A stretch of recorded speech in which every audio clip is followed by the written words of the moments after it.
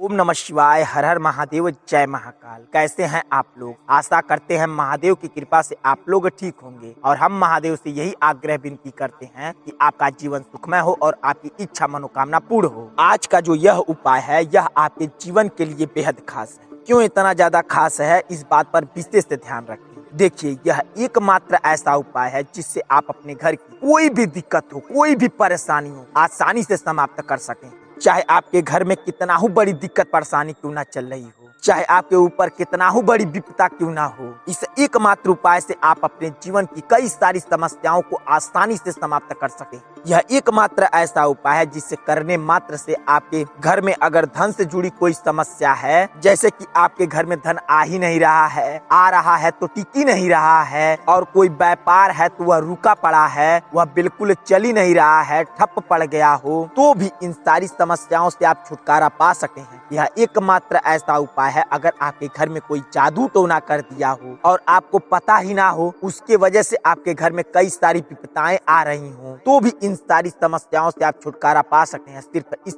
एकमात्र उपाय से। तो आपको यह उपाय कैसे करना है, कहाँ करना है और इसकी सही विधि क्या है, हम आपको इस वीडियो में अच्छे तरीके से बताएंगे और समझाएंगे भी। तो आप इस वीडियो को बेहद ध्यान से देखें और अच्छे तरीके से समझें। बताने से पहले आपको बता दें, अगर आप भोलेनाथ के सच्चे भक्त हो तो इस वीडियो को जरूर लाइक कर दें और चैनल को सब्सक्राइब करके बेल आइकन दबा लें। इस उपाय के लिए सबसे पहले आपको क्या लेना है, इस बात का विशेष ध्यान रखें। आपको लेना है थोड़ा सा सरसों, और पीला सरसों होना चाहिए और साफ सुथरा सरसों होना चाहिए। कुछ मात्रा में आपको लेना है पीला फूल, इस बात का विशेष ध्यान रखें। आपको पीला फूल लेना है। यह दोनों सामग्री लेने के बाद आपको लेना है थोड़ा सा शहद और आपको लेना है लाल चंदन। इस बात का विशेष ध्यान रखें, जो आप चंदन लें वह चंदन का पाउडर होना चाहिए। ऐसा नहीं कि खड़े चंदन ले लें, नहीं, आपको चंदन का पाउडर लेना है। अगर आपको लाल चंदन का पाउडर नहीं मिल रहा है तो खड़ा चंदन लेकर आप उसे अपने घर पर अच्छे से पीस कर पाउडर बना सकते हैं। इतना सब कुछ लेने के बाद आपको लेना है एक दिया। इस बात का विशेष ध्यान रखें, जो दिया लें वह बिल्कुल साफ सुथरा होना चाहिए और उसमें रखने के लिए 2 बाती लेनी है, और उस दिए को प्रज्वलित करने के लिए आपको लेना है तिल का तेल। अगर आपके घर तिल का तेल ना हो तो साफ सुथरा सरसों का तेल भी ले सकते हैं। अगर आपके घर तिल का तेल ना हो तभी सरसों का तेल लें। और आपको लेना है 1 लोटा जल, वो भी अपने घर का, और अगर आपके घर गंगा जल है तो उस लोटे के जल में गंगा जल डाल लें।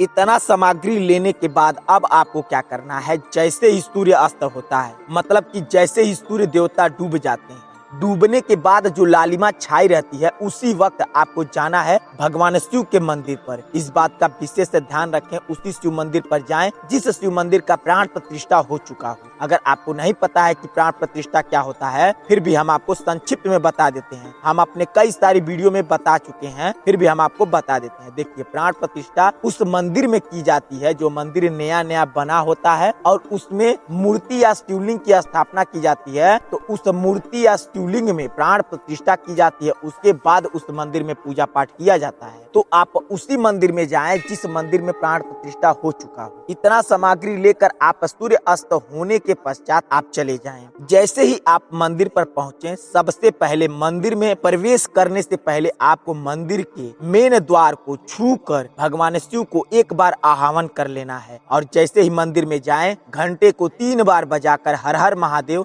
जरूर बोल लें। उसके बाद आप शिवलिंग के सामने जाकर बैठ जाएं। और कैसे शिवलिंग के सामने बैठना, आपको उत्तर और पूरब के बीचों बीच बैठना है। अगर यह जगह ना हो, उत्तर पूरब के बीचों बीच बैठ पाए, यह जगह ना हो, तो आपका मुख बिल्कुल पूरब की दिशा की ओर होना चाहिए और शिवलिंग आपके बिल्कुल सामने होना चाहिए। इस तरीके से आपको बैठना है। अब आपको सबसे पहले जो पीला सरसों लेकर गए हैं वह जलधारी के बिल्कुल सीधाई पर एक जगह रख दें। ऐसा नहीं रखें कि आप जब जल ढालें तो बह जाए, नहीं, ऐसी जगह रखें ताकि बहना और जलधारी के बिल्कुल सीधाई पर होना चाहिए। वहीं पर उस पीले सरसों के रख दें यहाँ पे। अब आपको शहद और चंदन का लेप बनाना है। लेप बनाने के बाद शिवलिंग पर आपको ओम बनाना है। कैसे ओम बनाना है, इस बात का विशेष ध्यान रखें। जैसे ही आप अपने अंगुली पर शहद और चंदन के मिश्रण को लगा लें, शिवलिंग पर पूरा ओम बना दें। ऐसा नहीं कि आधा अधूरा बनाएं, नहीं, आपको एक बार चंदन अंगुली पर लगाने के बाद शिवलिंग पर पूरा ओम बना देना है। ऐसा ही कम से कम आपको 11 बार ओम बनाना है। ओम बनाने के बाद अब आपको क्या करना है, विशेष ध्यान रखें। उस चंदन और शहद के लेप को दिए के सबसे नीचे वाले, जब आप दिया रखेंगे उसके नीचे उस लेप को थोड़ा सा लगा देना है। अब आपको उस दिए को शिवलिंग के बिल्कुल सिधाई पर रख देना है। अब आपको लोटे का जल लेना है और ओम नमः शिवाय का 21 बार जाप करने के बाद आपको लोटे का जल पतली धार से शिवलिंग पर गिराना है। इस बात का विशेष ध्यान रखें, जब आप जल शिवलिंग पर गिरा रहे हो तो आपको श्री शिवाय नमस्तुभ्यम का जाप करना है। और कब तक जाप करना है, जब तक लोटे का जल पूरा गिर ना जाए। और जैसे ही लोटे का जल खत्म हो, आपको जलधारी के बिल्कुल सिधाई पर लोटे का जल वहीं पर रख देना है, ताकि उस लोटे में 1-2 बूंद जल चढ़ा हुआ उस लोटे में गिर जाए। अब आपको उस दिए में डालना है थोड़ा सा तेल और बाती को अच्छे से लगा देना है, जैसे वीडियो में दिखाया जा रहा है। इस तरीके से लगाकर आपको हाथ जोड़कर आपकी जो इच्छा है, जो मनोकामना है, जो कोई भी काम आपका हो नहीं रहा है, भगवान शिव को अपने मन से कह देना है। इतना सब कुछ करने के बाद उस दीपक को जला देना है। दीपक को जलाने के बाद उस दीपक का आंच कम से कम 11 बार लेकर अपने मुंह पे लगा लेना है। इतना सब कुछ करने के बाद जो आप पीला सरसों वहाँ रखे हैं, वह पीला सरसों अपने हाथ में उठा लें और उस पीले वाले सरसों को मंदिर से गिराना शुरू करना है और अपने घर तक गिराना है। मंदिर से शुरू करना है, एक एक दाना अपने घर तक गिरा लेना है। घर पर आप जैसे ही पहुंच जाएं, जो कुछ भी सरसों बचा हो उसे आप जहां कहीं भी पूजा पाठ करते हो उस सरसों को रख दें। रखने के बाद अब आपको क्या करना है, जो लोटे का जल आप लेकर गए हैं उसमें थोड़ी सी और मात्रा में जल मिलाकर अपने घर में ओम नमः शिवाय का जाप करते हुए पूरे अपने घर में छिड़काव कर देना है। घर में छिड़काव करने के बाद थोड़ा बहुत जो जल बचे अपने घर में थोड़ा थोड़ा सबको पिला देना है। और अगर आपकी कोई दुकान हो तो उस दुकान में भी उस जल को ले जाकर छिड़काव कर देना है। इतना सब कुछ करने के बाद उस पीले वाले सरसों को लेना है,